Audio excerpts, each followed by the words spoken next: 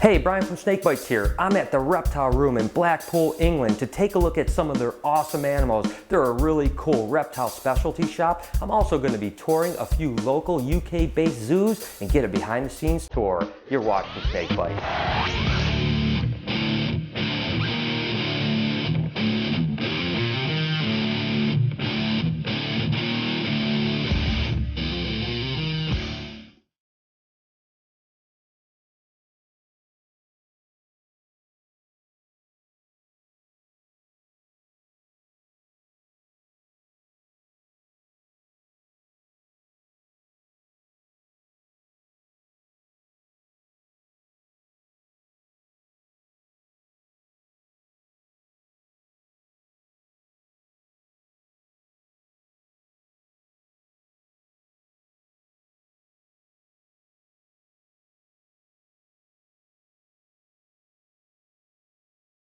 The first animal that really blew me away were these giant sun gazers. I've always absolutely loved them, but you rarely see them in collections over in America. They're just so spiny, and when you're holding them, trust me, they whip that tail, and it actually hurts pretty good. These guys are from the grasslands of South Africa, and they're carnivores, but they actually don't just eat insects. They will eat some cat food. And again, they're just amazing animals. And the males, you can actually tell by the increased amount of spiky scales at the front. This happens to be a female here, but what a gorgeous animal. An animal that I've always dreamed about having are Fiji Island iguanas, and sure enough, the Reptile Room happens to have them. Now, there's none in private collections in America, so it's a really treat to get to hold one of these guys. They're very much like a normal iguana where they're omnivores, but the only difference is they only get about 24 inches, and they're just incredibly patterned. Again, I'm really privileged to be able to be holding one of these guys.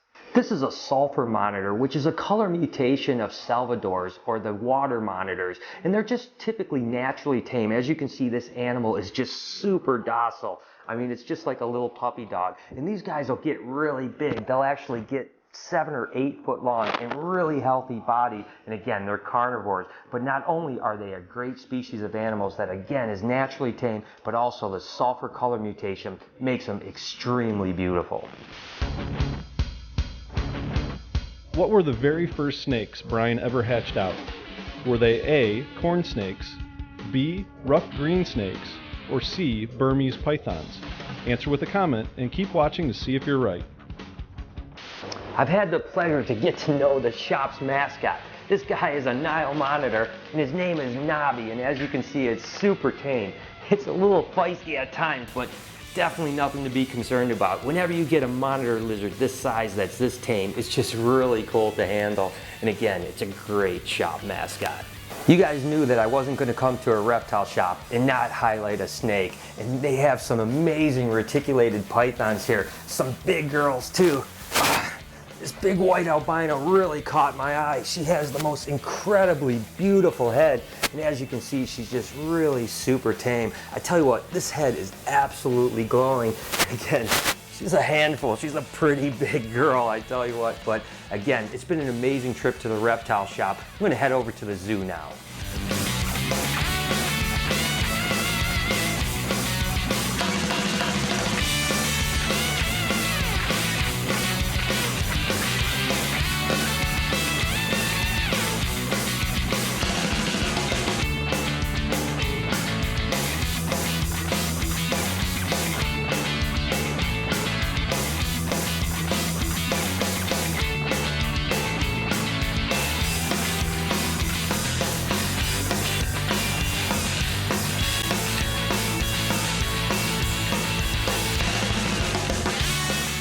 I'm here at the Chester Zoo, and I'm with Matt. He's one of the keepers here. He actually specializes in training Komodo dragons.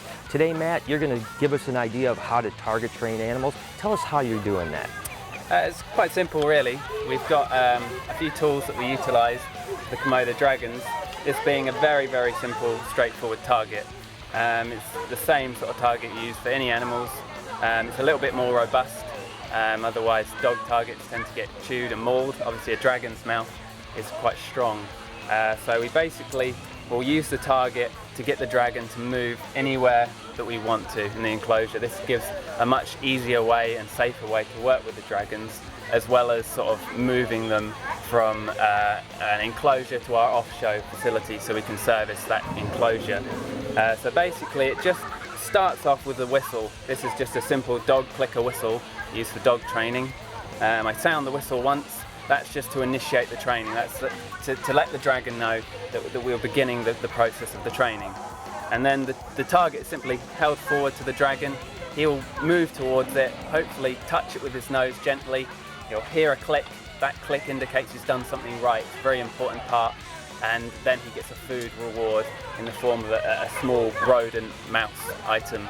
And then it's simple as that. Move on to the next. Move him again. Another click. If any biting occurs, anything that we don't want to happen, we simply ignore it.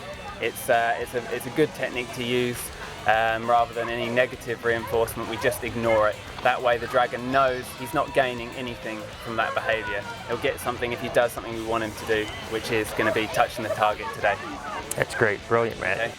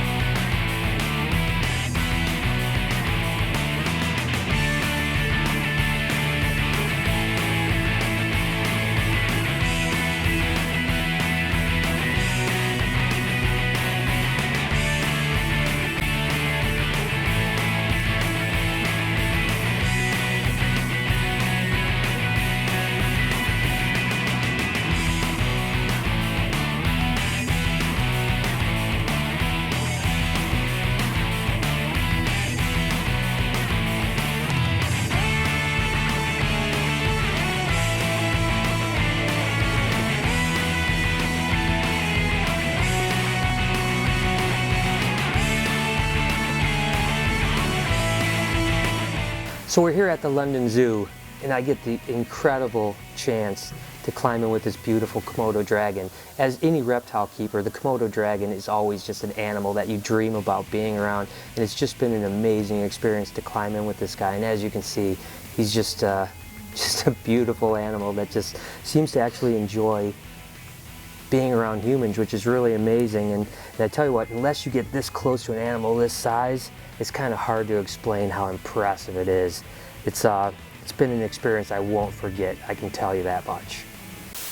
So there it is. I hope you guys enjoyed the show. It sure was awesome seeing such incredible animals, and I want to give a special thanks to all the guys at the Reptile Room for their hospitality. If you want to follow my adventures, make sure to hit me up over on Facebook and Twitter at SnakeBytesTV. Until next time, you've been watching Snake Bites.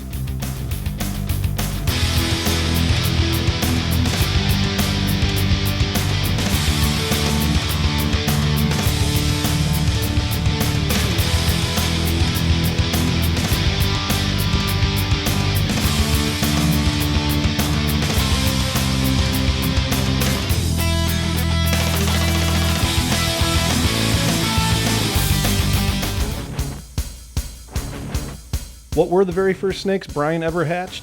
Well, if you guessed B, rough green snakes, you are correct. Good job.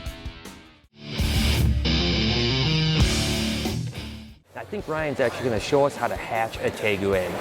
What I'm looking for is his body. I just got to touch his body so to break. I feel his nose or his hip, something in there. And I'm just trying to rub it and break that membrane. Once it breaks, he's going to cut his way out. There it goes. And Here we go.